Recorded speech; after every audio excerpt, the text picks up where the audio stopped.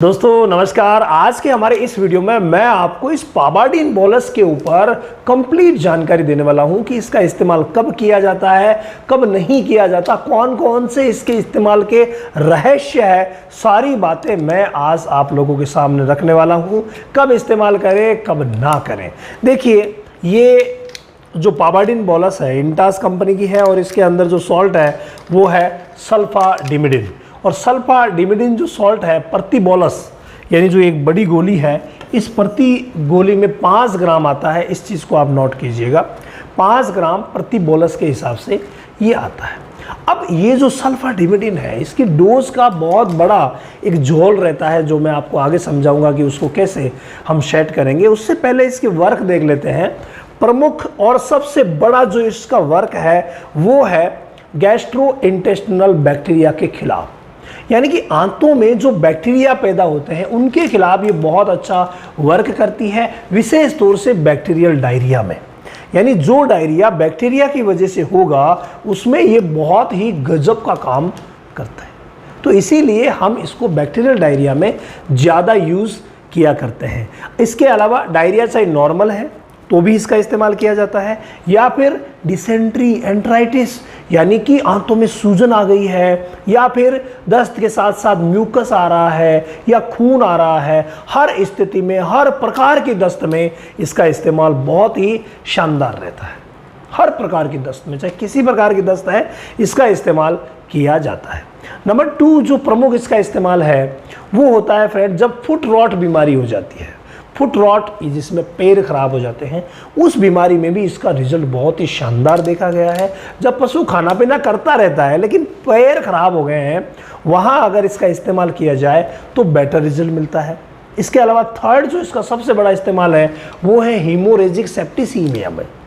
हालांकि haemorrhagic septicaemia यानी कि HS यानी कि गलघोंटू बहुत ही खतरनाक बीमारी होती है, और उस बीमारी में गाय में से खाना पीना छोड़ देती है और हम मुंह से कुछ भी देने में सक्षम नहीं होते हैं, तो वहाँ ये काम नहीं करती। जबकि फॉलोअप थेरेपी में जब भी HS का ट्रीटमेंट किया गया, अच्छा ट्रीटमेंट किया गया, HS काफ़ी हद तक ठीक हुई, उसके बाद फॉलोअप थेरेपी में HS में भी इसका इस्तेमाल किया जा सकता है और अच्छा रिजल्ट है। फॉलोअप थेरेपी मतलब समझते हो, मुख्य इलाज हुआ, उसके बाद काफ़ी आराम मिल गया, लेकिन कंप्लीट आपको जड़ से समाप्त करना है तो उस समय ये गोली फिर दाना मिश्रण में या जैसे भी रोटी में, गुड़ में, कैसे भी मिला करके और खिलाना शुरू कर सकते हैं। इसके अलावा इसका रिजल्ट निमोनिया में भी अच्छा है, यानी RTI रेस्पिरेटरी ट्रैक इन्फेक्शन में भी इसका रिजल्ट अच्छा है। लेकिन भाई मजबूरी, निमोनिया में अगर आप इसको खिलाने की कोशिश करेंगे, देने की कोशिश करेंगे, तो भाई ड्रेंचिंग हो सकती है और नुकसान बहुत बड़ा हो सकता है। इसीलिए निमोनिया में भी जब निमोनिया कंट्रोल हो जाता है उसके बाद सपोर्टिव थेरेपी में इसका इस्तेमाल किया जाता है। सपोर्टिव थेरेपी में ये बहुत गजब का काम करती है। इसके अलावा एक प्रोटोजोआ की श्रेणी में आता है जिसका नाम है कॉक्सीडिया।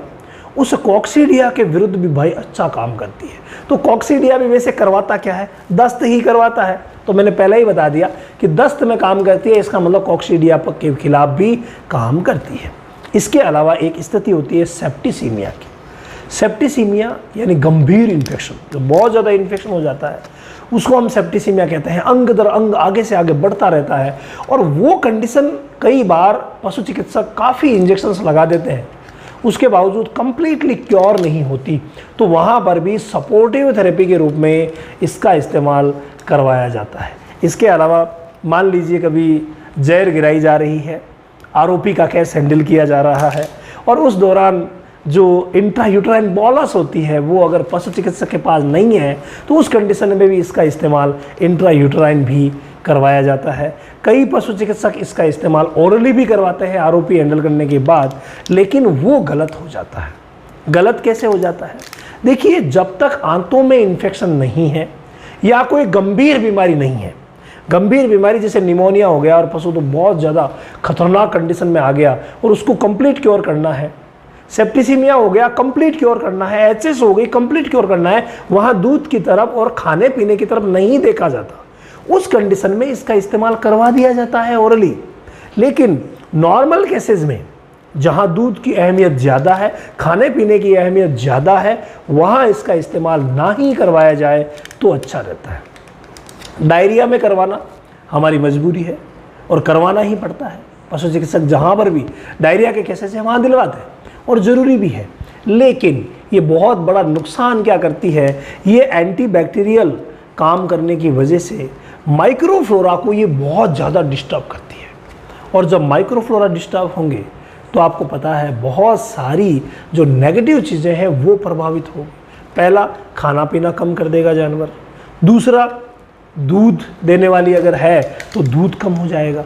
इसीलिए इसका इस्तेमाल जहाँ तक हो सके इन इमरजेंसी ही ओरली करवाना चाहिए, यानी इन इमरजेंसी ही आपको बोलस देनी चाहिए सल्फा डिविडेंड की। डायरिया में बहुत ही शानदार है, बाकी सभी चीज़ों में इसका असर जो है वो उल्टा भी हो सकता है। इसीलिए मैंने कहा था ये एक रहस्य की बात है। अगर किसी भी बीमारी में, निमोनिया का उदाहरण ले लीजिए, अगर निमोनिया के बाद दिलवाई जा रही है तो ये ऑफ फीड कर सकती है और दूध कम कर सकती है। इसी वजह से इसका इस्तेमाल बहुत ही सोच समझ करके करवाया जाता है और वाकई रिजल्ट नो डाउट अच्छा है। एंटीबैक्टीरियल बहुत अच्छा वर्क करती है और डायरिया में तो हमारी मजबूरी है, इसके बगैर ठीक ही नहीं होगा।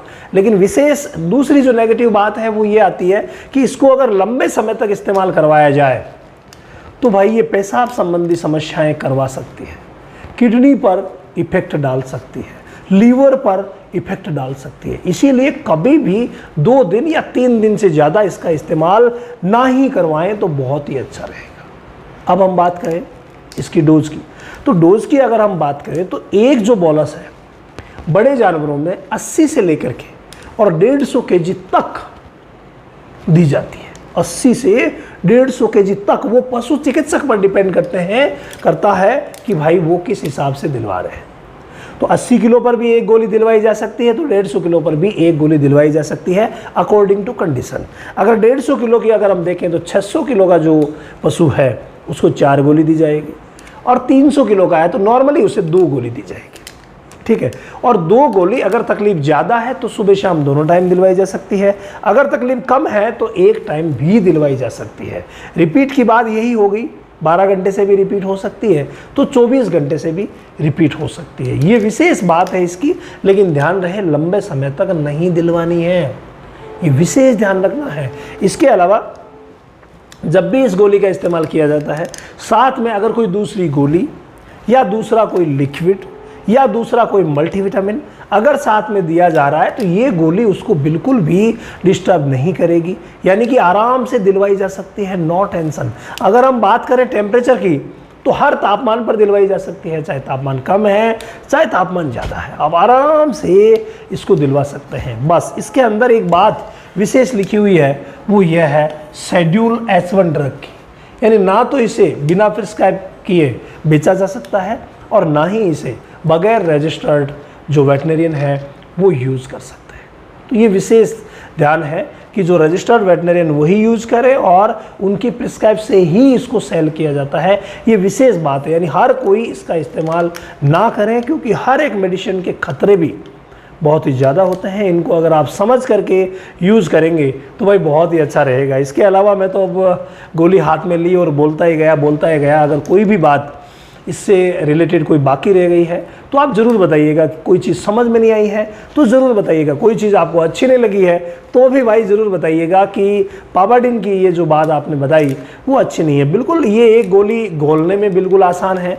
ईजीली घुल जाती है और अगर हम डायरेक्टली खिलाते हैं तो भाई खिलाने में भी आसान है। सीधा खोला और ये देखिए सीधी खोली और इजीली, ये देखिए पैकिंग बहुत शानदार, इजीली जीभ के ऊपर डाल करके और पीछे से अंगूठा लगाया और इजीली अंदर चली जाएगी डायरेक्ट। यानी कि इसको खिलाना भी बहुत ही ज़्यादा आसान है, किसी प्रकार की समस्या खिलाने में भी नहीं रहती है। लेकिन भाई ध्यान रखिएगा जो नेगेटिव बिंदु है उनको आप मद्देनज़र रखते हुए इसका इस्तेमाल करें, बहुत ही शानदार रहेगा।